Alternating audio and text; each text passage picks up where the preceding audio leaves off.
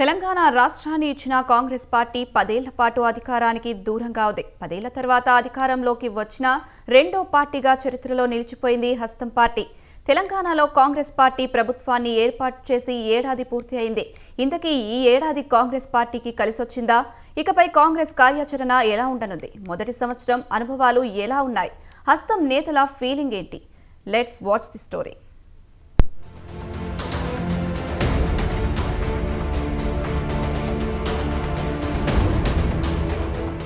తెలంగాణ ప్రజలు 10 ఏళ్ల తర్వాత కాంగ్రెస్ పార్టీకి పట్టం కట్టారు. కాంగ్రెస్ నుంచి పోటీ చేసిన 63 మంది అభ్యర్థులు గెలిచారు. డిసెంబర్ 3న ఫలితాలు రాగా అదే రోజు సాయంత్రం ఎల్లా హోటల్లో క్యాంప్ నిర్వహించారు. సిఎల్పి నాయకుడిగా అధిష్టానం ఎవరిని నియమించినా సమ్మతమే అని 63 మంది ఎమ్మెల్యేలు ఏకగ్రీవ తీర్మానం చేశారు. సిఎల్పి నాయకుడి ఎంపికపై రేవంత్ రెడ్డి, బట్టి విక్రమార్క, ఉత్తమ్ కుమార్ రెడ్డి ఇలా ఎవరికి వారే ప్రయత్నాలు ముమ్మరం చేసేందుకు అధిష్టానం పెద్దలతో భేటీ అయ్యారు. మరోవైపు క్యాంపు రాజకీయాలను పర్యవేక్షించేందుకు కర్ణాటక డిప్యూటీ సీఎం డీకే శివకుమార్ను అధిష్టానం రంగంలోకి దింపింది. చివరికి సిఎల్పిగా రేవంత్ రెడ్డిని నియమిస్తూ కాంగ్రెస్ హైకమాండ్ నిర్ణయం తీసుకుంది. అదే రోజు రాత్రి రేవంత్ రెడ్డి ఢిల్లీ వెళ్లి ఏఐసీసీ పెద్దలను కలవగా డిసెంబర్ 9 వరకు వేచి చూడకుండా డిసెంబర్ 7న తెలంగాణలో ప్రభుత్వం ఏర్పాటు చేయాలని ఆదేశించారు.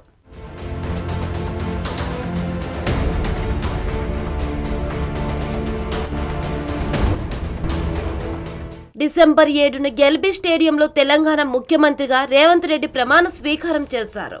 డిప్యూటీ సీఎంగా బట్టి విక్రమార్క, 10 మంది మంత్రులు ప్రమాణ స్వీకారం చేశారు. ఎల్బీ స్టేడియంలో ప్రభుత్వం కొలువుదీరిన సమయంలోనే అటు ప్రగతి భవన్ ముందు ఉన్న ఇనుప కంచెలను తొలగించి తమది ప్రజాప్రభుత్వమని ప్రమాణ స్వీకార వేదిక నుంచే రేవంత్ రెడ్డి ప్రకటించారు. ప్రజాభవన్ పేరును మహాత్మా జ్యోతిరావు పూలే ప్రజాభవన్ గా మారుస్తూ ప్రభుత్వం నిర్ణయం తీసుకుంది. సచివాలయంలోకి ప్రజలు రావడంపై ఉన్న ఆంక్షలను ఎత్తేస్తున్నట్లు ప్రభుత్వం ప్రకటించింది. ప్రభుత్వం ఏర్పాటుకు ముందే స్పీకర్గా వికారాబాద్ ఎమ్మెల్యే గడ్డం ప్రసాద్ కుమార్ పేరును ప్రకటించింది కాంగ్రెస్ అధిష్టానం.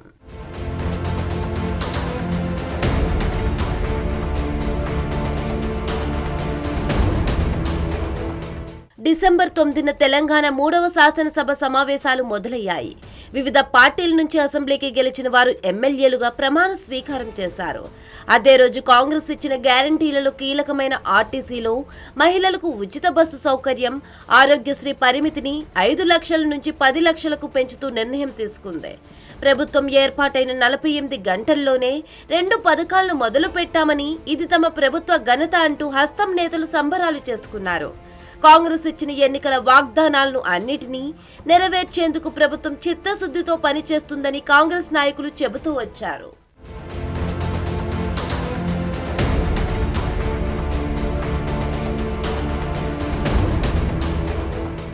కాంగ్రెస్ ప్రభుత్వం ఏర్పడిన మొదటి నుంచే ఈ ప్రభుత్వం కూలిపోతుందని విమర్శలు వినిపించాయి. ప్రతిపక్షంలో ఉన్న సమయంలో ఫిరాయింపులను వ్యతిరేకించిన హస్తం పార్టీ అధికారం చేపట్టాక ప్రభుత్వాన్ని పటిష్టం చేసేందుకు చేరికలను ప్రోత్సహించాలని నిర్ణయం తీసుకుంది. హైకమాండ్ నుంచి గ్రీన్ సిగ్నల్ తెచ్చుకున్న తెలంగాణ హస్తం నేతలు మొదట బీఆర్ఎస్ ఎమ్మెల్యే దానం నాగేందర్ను పార్టీలో చేర్చుకున్నారు. తర్వాత తెల్లం వెంకట్రావు, కడియం శ్రీహరి, అరికపూడి గాంధీ ఇలా మొత్తం 10 మంది బీఆర్ఎస్ ఎమ్మెల్యేలు, 6 ఎమ్మెల్సీలు కాంగ్రెస్ కండువా కప్పుకున్నారు.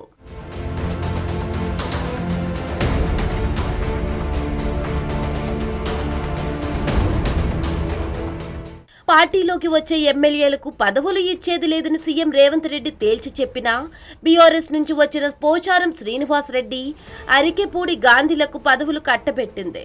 ఇక పార్లమెంటు ఎన్నికల్లో 16 సీట్లు లక్ష్యంగా కాంగ్రెస్ పార్టీ ప్రచారం చేసింది. ఆ ఎన్నికల సమయంలో కేంద్రంలో మోదీ మళ్లీ అధికారంలోకి వస్తే రిజర్వేషన్లను ఎత్తేస్తారని అంశాన్ని రేవంత్ రెడ్డితో విస్తృతంగా ప్రచారం చేశారు. అనంతరం దేశ వ్యాప్తంగా కాంగ్రెస్ పార్టీ సైతం అదే అంశాన్ని ప్రచారం చేసింది.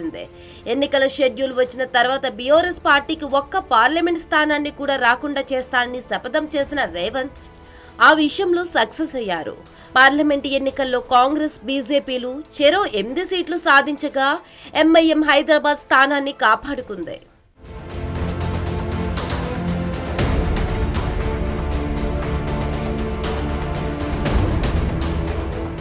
నామినేటెడ్ పోస్టుల భర్తీపై ఫోకస్ పెట్టిన కాంగ్రెస్ పెద్దలు పార్టీ కోసం కష్టపడిన వారికి పదవులు ఇచ్చారు. ఒకే దఫాలో 38 మందికి కార్పొరేషన్ పదవులు వచ్చాయి. పార్టీ అనుబంధ సంఘాల్లో చురుకుగా పనిచేసిన వారికి పదవులు ఇచ్చి కాంగ్రెస్ పార్టీలో కష్టపడ్డ వారికి గుర్తింపు ఉంటుందనే మెసేజ్ ఇచ్చింది. ఇక చట్టసభలకు ఎంపిక విషయంలోనూ కాంగ్రెస్ పార్టీ యువకులను ఎంపిక చేసింది. అనిల్ కుమార్ యాదవ్ను రాజ్యసభకి, బల్మూరి వెంకట్ను మండలికి పంపించింది. అసెంబ్లీ ఎన్నికల్లో టికెట్ త్యాగం చేసిన మహేష్ కుమార్ గౌడ్ని సైతం ఎమ్మెల్సీని చేసింది. గవర్నర్ కోట ఎమ్మెల్సీలలో 2 స్థానాలను భర్తీ చేయాల్సిన అవకాశం వచ్చినప్పుడు Telangana political JAC chairman, Telangana Janasamithi అధ్యక్షుడు ప్రొఫెసర్ కోదండరాంను ఎంపిక చేయగా ముస్లిం హక్కుల నేత, జర్నలిస్ట్ అమీర్ అలీ ఖాన్ను 2వ ఎమ్మెల్సీగా అవకాశం ఇచ్చారు.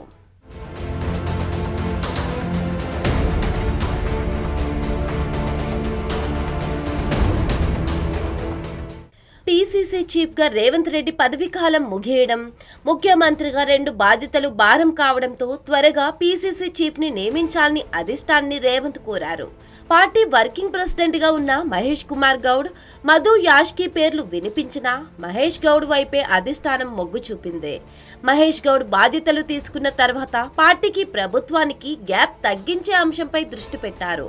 పార్టీ కార్యకర్తల సమస్యలను పరిష్కరించేందుకు గాంధీ భవన్లో మంత్రులు అందుబాటులో ఉండేలా చర్యలు తీసుకున్నారు. వారంలో 2 రోజులు మంత్రులు గాంధీ భవన్కి వచ్చేలా షెడ్యూల్ రూపొందించి మంత్రులతో ముఖాముఖి అనే కార్యక్రమాన్ని మొదలుపెట్టారు. ఈ కార్యక్రమం పార్టీలో ఉన్న సమస్యల పరిష్కారం కోసం మొదలుపెట్టినా సాధారణ జనాలు కూడా వచ్చి తమ సమస్యలు చెప్పుకునేందుకు వేదికగా మారింది.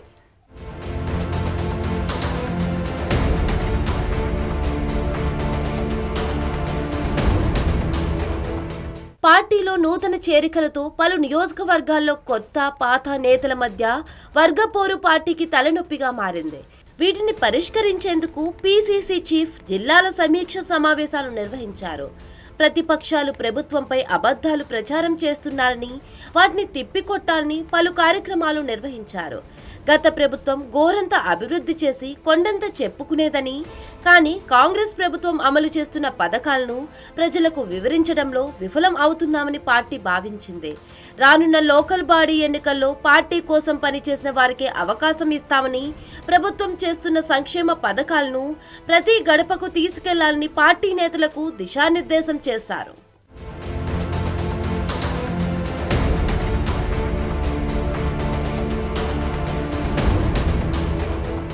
మంత్రివర్గ విస్తరణ, పూర్తి స్థాయిలో నామినేటెడ్ పోస్టుల భర్తీని చేయకపోవడంతో నేతలు అసంతృప్తిగా ఉన్నారు. ఇక రుణమాఫీ సంపూర్ణంగా చేయకపోవడం, రైతు భరోసా ఇవ్వకపోవడం, 100 రోజుల్లో 6 గ్యారంటీలు అమలు చేస్తామని చెప్పి ఖజానాలో డబ్బులు లేకపోవడంతో పథకాలు అన్ని అనుకున్న సమయానికి చేయలేకపోతున్నామని చెప్పుకొచ్చారు. బీజేపీ, బీఆర్ఎస్ చేస్తున్న దాడిని తిప్పికొట్టడంలో కాంగ్రెస్ విఫలమవుతున్నట్లు పార్టీ క్యాడర్ సైతం చర్చించుకుంటుంది.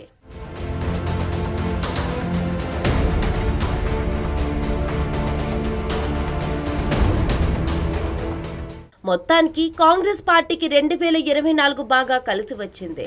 పరిపాలనలో సీఎం రేవంత్ రెడ్డికి పెద్దగా అనుభవం లేకపోయినా పలువురు మొదటిసారి మంత్రివర్గంలో అడుగుపెట్టిన సంవత్సరం పాటు సక్సెస్ఫుల్ గా నెట్టుకొచ్చారు.